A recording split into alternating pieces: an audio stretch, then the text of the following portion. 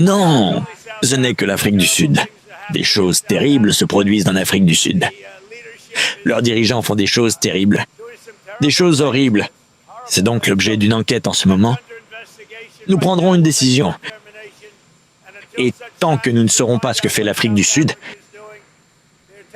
ils prennent des terres, ils confisquent des terres. Et en fait, ils font des choses qui sont peut-être bien pires que cela. Donald Trump promet de punir l'Afrique du Sud si ce dernier récupère les terres qu'avaient pris les Blancs depuis plusieurs années. Choquant, bouleversant, incroyable.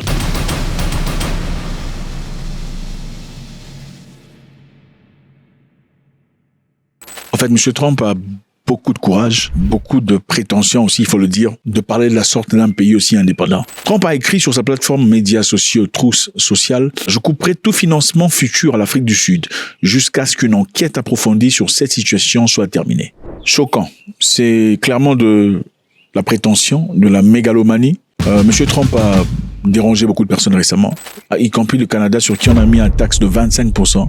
Sur toutes les ventes extérieures. Le Canada a répliqué disant: vous allez payer 25% de plus dans tout ce que vous emmenez ici chez nous. Donc, M. Trump menace l'Afrique du Sud disant: si vous osez prendre les terres des Blancs, il n'a pas dit Blancs, ok? Il a dit à un certain groupe de personnes qui sont maltraitées en Afrique du Sud. Un certain groupe de personnes. C'est clairement une stratégie pour ne pas paraître contre-raciste, ok? L'Afrique du Sud est en train de maltraiter un certain groupe de personnes. Il dit: nous prendrons une décision jusqu'à ce que nous sachions ce que fait l'Afrique du Sud. Ils enlèvent et confisquent des terres. En fait, ils font des choses qui sont peut-être de loin pires que ça. Donc, une accusation déjà en avance. Maintenant, pourquoi il dit ça?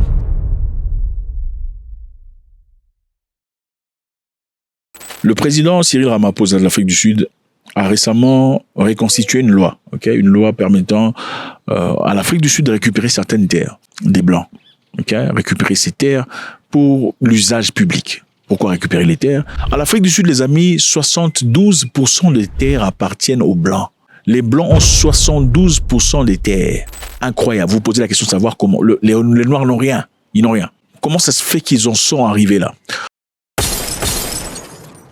Bon, pour comprendre le contexte. Vous savez, à l'époque, quand les Blancs sont partis à Berlin pour discuter sur comment diviser l'Afrique, ils avaient fait ça pour une seule raison. La seule raison, c'était: partons en Afrique, partons voler, prendre et détruire, mais nous n'allons pas partir nous battre là-bas. On ne va pas se battre et s'entretuer les uns les autres. Pourquoi? Parce que les Européens, pendant beaucoup de siècles, se sont entretués entre eux. Alors, il était complètement stupide de penser qu'ils partiraient en Afrique pour commencer à s'entretuer. Voilà pourquoi ils sont partis à Berlin pour discuter sur comment ils vont aller se partager l'Afrique. Maintenant, pendant que les Blancs arrivaient en ce moment-là, les Sud-Africains étaient déjà, les Blancs en tout cas, étaient déjà là depuis très longtemps. Ils sont arrivés en 1642. Ils sont arrivés en Afrique du Sud. Contrairement à d'autres Blancs, c'était pour rester. Les autres Blancs étaient venus en Afrique pour voler de l'or, le diamant, du bois et tout le bazar et rentrer chez eux en Europe. Les Sud-Africains blancs, c'est-à-dire les bourgs, sont venus pour rester. Leur objectif, c'était: on a trouvé des belles terres, on va partir coloniser, on va vivre. C'était clairement ça leur objectif. Maintenant, arrivés en Afrique, à un certain moment, les afrikaners ont décidé de créer une loi en 1913. Cette loi interdisait aux Noirs d'acheter des terres. Seulement, les Blancs pouvaient acheter des terres. Les Noirs ne pouvaient pas acheter des terres, pas chez eux. Imaginez-vous, vous êtes chez vous, mais vous n'avez pas le droit d'acheter des terres. Et pour survivre, il faut venir travailler chez un Blanc.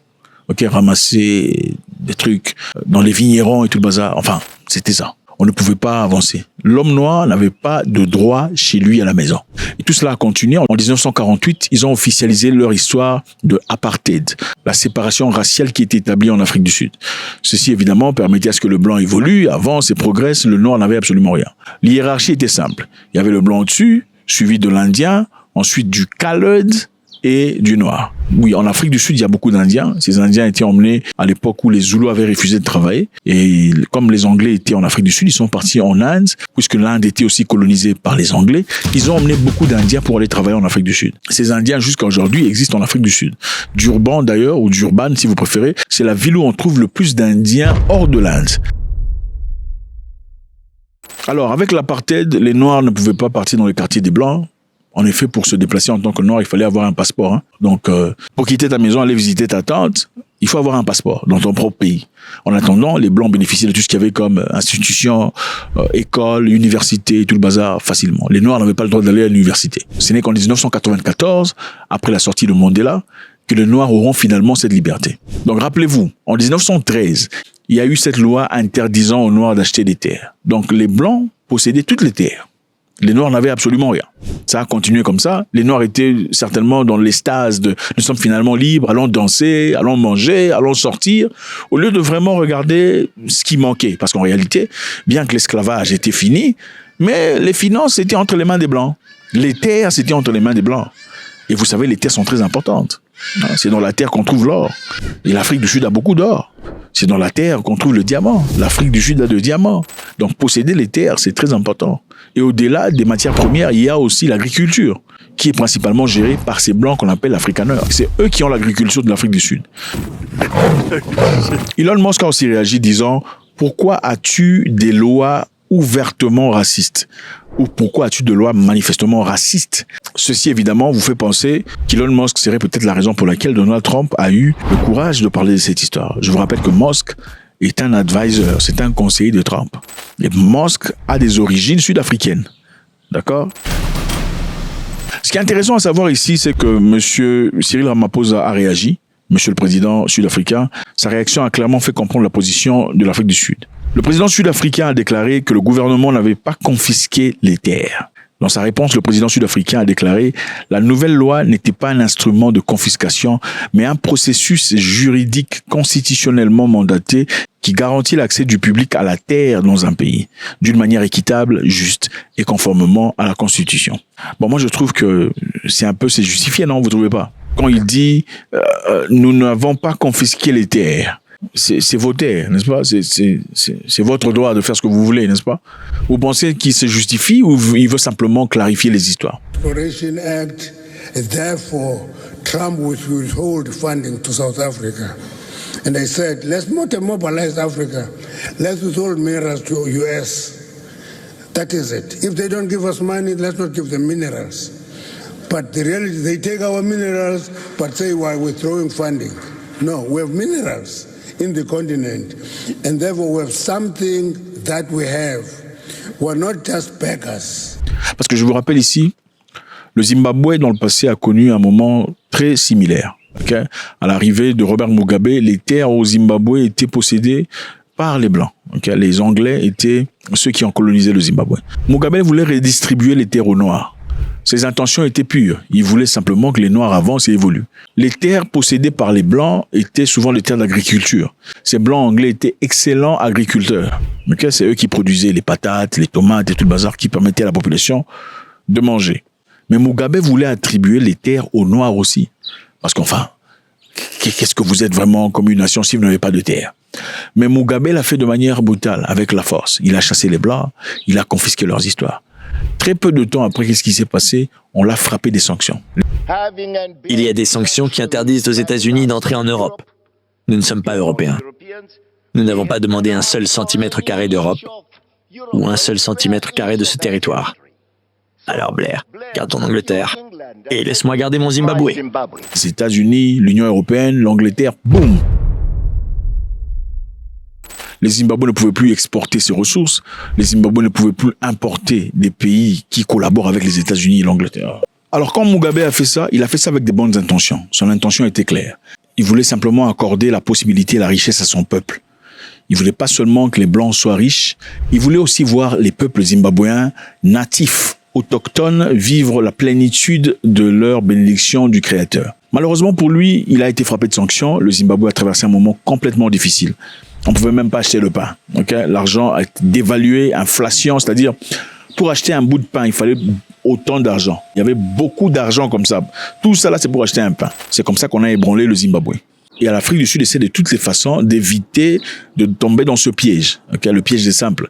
Si on dit que vous expropriez les terres sans payer les Blancs, on va facilement vous frapper des sanctions et vous empêcher d'évoluer, d'avancer. Je vous rappelle aussi ici, quelque chose qui est très important, que Donald Trump est un grand ami d'Israël. Ok? Et l'Afrique du Sud, il n'y a pas très longtemps, a emmené Israël à la cour. Ok, de justice. C'est simple. Je pense qu'il suffit de regarder, de comprendre. L'Afrique du Sud a accusé l'Israël de génocide. Ok? Donald Trump est super fanatique d'Israël. Et à son arrivée, manifestement, comme l'Afrique du Sud se présente aujourd'hui comme un petit ennemi de machin, il est évident que lui aussi cherche tout ce qu'il y a de possible pour essayer de coincer ou d'asphyxier le fonctionnement de l'Afrique du Sud. Alors, l'histoire est très simple. Ce qu'on dit ici, l'Afrique du Sud veut récupérer des terres possédées par les Blancs depuis 1913. 62% des terres sud-africaines appartiennent aux Blancs. Les Noirs n'ont rien. Alors, les Noirs au pouvoir aujourd'hui essaient de trouver un moyen à travers lequel on peut attribuer des terres aux Noirs. Vous comprenez? La nouvelle loi autorise l'expropriation sans compensation, uniquement dans les circonstances où c'est juste et équitable, dans l'intérêt du public.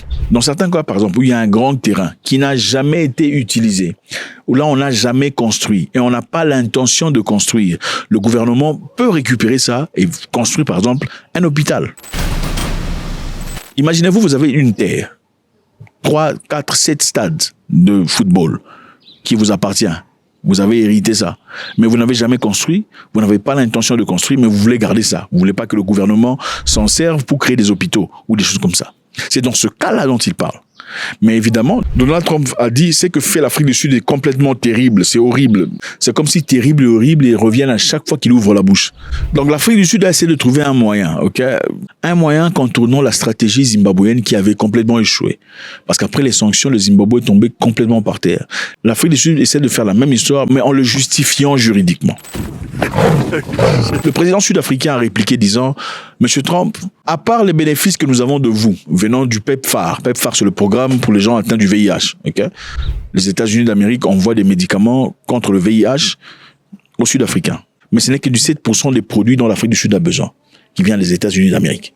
Donc ils n'ont pas complètement besoin des États-Unis d'Amérique. Ils reçoivent seulement 17% de leurs besoins total. Il dit, à part les 17% que tu nous donnes, ok, nous ne recevons absolument rien des États-Unis d'Amérique. Donc vous ne nous faites pas peur, en d'autres termes. Autant que je me souvienne, Donald Trump n'était pas à la table des négociations lorsque nous avons négocié la fin de l'apartheid. Alors restez à la Maison-Blanche, nous ferons notre travail ici et nous trouverons des solutions à nos problèmes. Alors restez en dehors de nos problèmes. Faites-moi savoir ce que vous en pensez, que vous pensez que Donald Trump est en train de faire une bonne chose, essayant de protéger ses frères.